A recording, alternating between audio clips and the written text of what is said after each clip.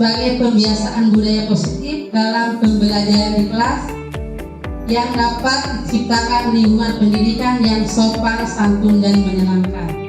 Mungkin itu tujuan yang pertama. Yang kedua, dengan budaya yang positif yang melekat pada semua warga sekolah, baik guru dan murid khususnya di lingkungan sekolah. Yang ketiga, melatih disiplin siswa dalam berbicara sopan dan santun di lingkungan kelas dan sekolah. Jadi tolak ukurnya adalah 1. Peserta didik aktif dalam pembelajaran. Yang kedua, peserta didik mampu berbicara dengan bahasa yang sopan dan santun baik di dalam kelas maupun di luar kelas. Yang tentunya juga menuntut kepada kita untuk memperhatikannya selama di dalam kelas, dalam pembelajaran, juga di dalam luar kelas ketika jam istirahat. Membuat sendiri dan siswanya menulis ke depan untuk menulis keyakinan kelas.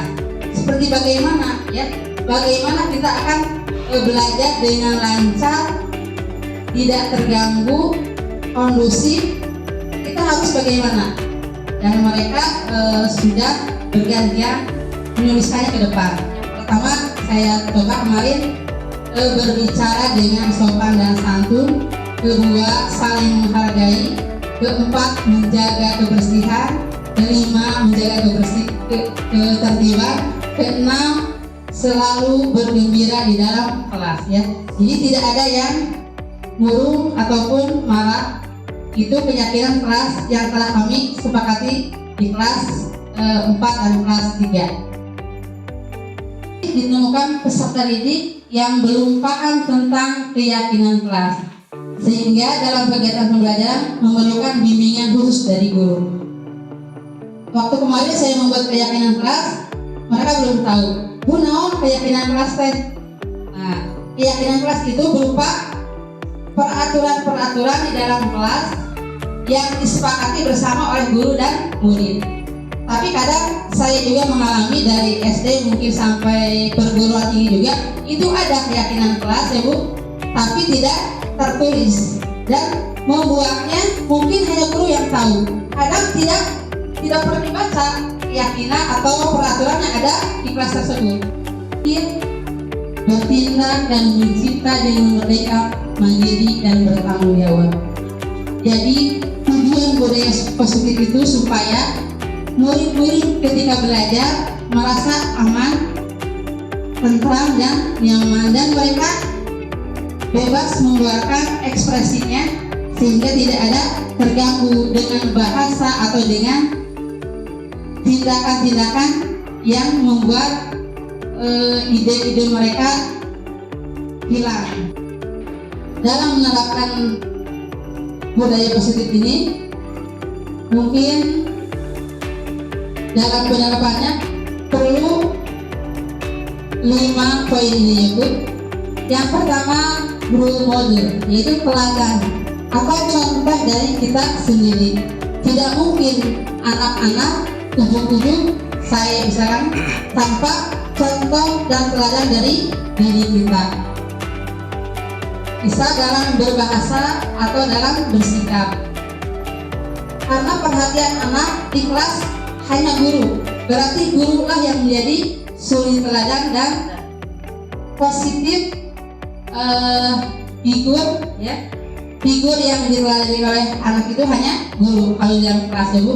Jadi keteladanan ini sangat perlu, mulai dari bahasa dan tingkah laku. Manusia lakukan seperti tadi, keluar dari disiplin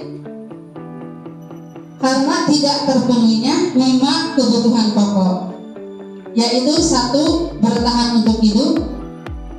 Ini suatu kebutuhan pokok manusia. Yang kedua, cinta kasih sayang. Yang ketiga, kebebasan. Keempat, kesenangan dan kekuasaan. Seperti yang hukum ya Bu, Patuhi aturan saya tidak awas. Nah itu sebagai penghukum.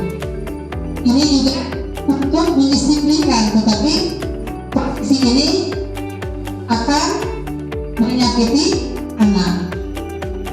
Yang kedua, sebagai membuat orang bersalah. guru biasanya Hanya menggunakan suara yang lebih lembut ya. membuat orang Bersalah yang pertama kalimatnya bisa ibu atau bapak sangat kecewa atas tindakan kamu. Itu sebagai membuat orang bersalah, supaya orang merasa bersalah. Yang ketiga, sebagai teman. guru pada posisi Ini akan menyakitimu. Contohnya, ayo pula ibu, kamu berbuat baik atau disiplin demi ibu. Kamu tidak melakukan pelanggaran demi ibu, bukan keinginan supaya anak itu lebih baik, tapi demi ibu. Kamu melakukan disiplin atau